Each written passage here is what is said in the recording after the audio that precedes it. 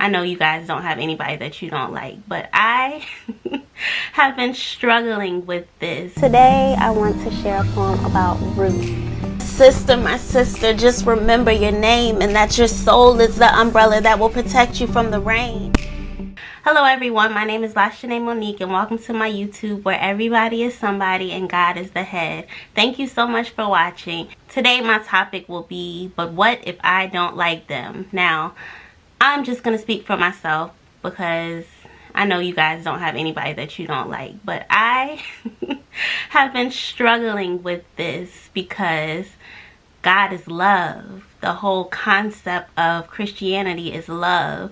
But what happens when you run into people that you don't love? Let's just be realistic. Whether it be a coworker, whether it be a family member, whether it be somebody in the gas station, there's going to be times when you run across people that you just do not like, right? So I'm going to give you 6 practical tips today to deal with people that you do not particularly care for. Let's just be honest. It would be wonderful to say that we love everyone, but let's be realistic. There's always going to be someone that's not really rubbing you the right way. So tip number 1, I would say forgive them. Now, I used to watch a preacher named Stephen Darby all the time, and I think that he made a very great point in one of his videos. God bless his soul. But he was saying that you need to forgive people as soon as the offense occurs. So as soon as someone does something to you, practice forgiving them. Because if you don't and you hold on to it, then there's going to be bitterness.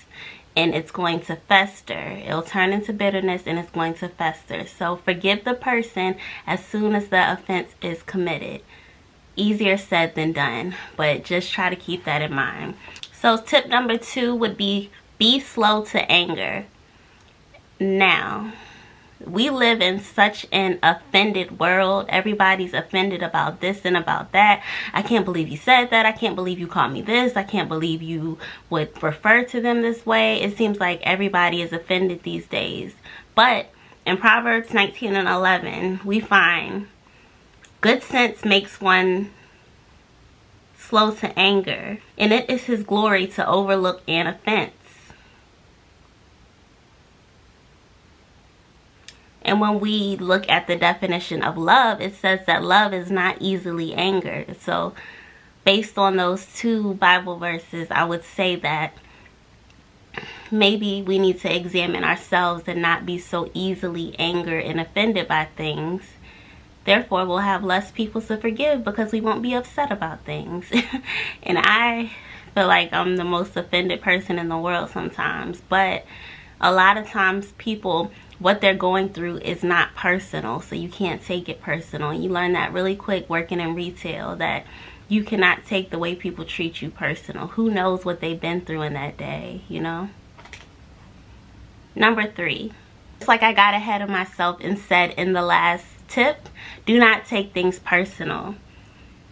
We find in Ecclesiastes 7 verses 21 through 22, do not take to heart all of the things that people say, lest you hear your servant cursing you. Your heart knows that many times you have cursed others. So I think that that's beautiful because it makes you, first of all, examine yourself.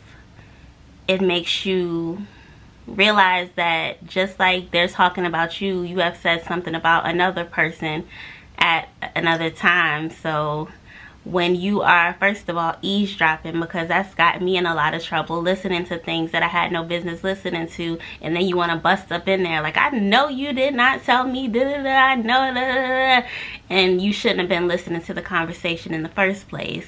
But when you do hear things that you don't like or people saying about you, just remember all the times that you probably said something about somebody and just let it go. Easier said than done. Once again, just let it go. All right.